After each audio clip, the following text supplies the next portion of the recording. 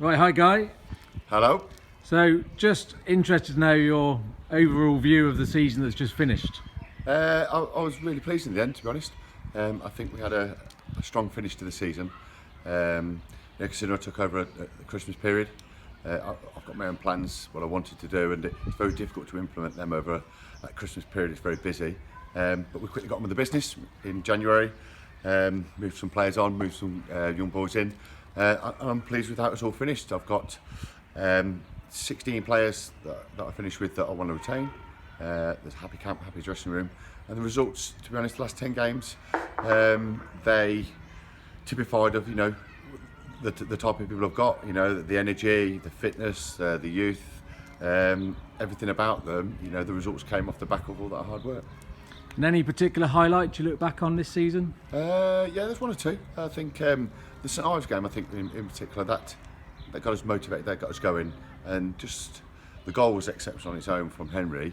I just think the actual celebration, I've seen something come together on that day, and then we kicked on from that game. So I'd say that's St Ives game. Okay.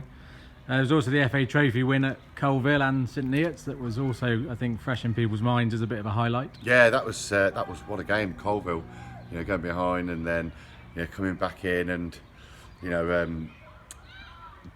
against the local side as well. And I thought at one point in that game we were dead and buried.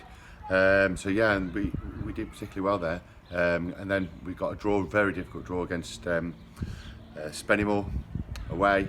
And as you'll see, they've gone on this season. They're already into the playoff finals.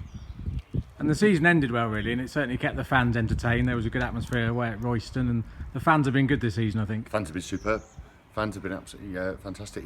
When you think there's been a lot go on this year, but that's football. That's what we love about it. Yeah. The games of the night, the Liverpool and Liverpool and Tottenham games. Yeah. This is why we love it. It's a roller coaster, and it's been the same for myself. Certainly there's some lows at the start, and you think, well, am I doing things right? You question yourself, and I'm sure the fans looked at some bits and said, where's it going?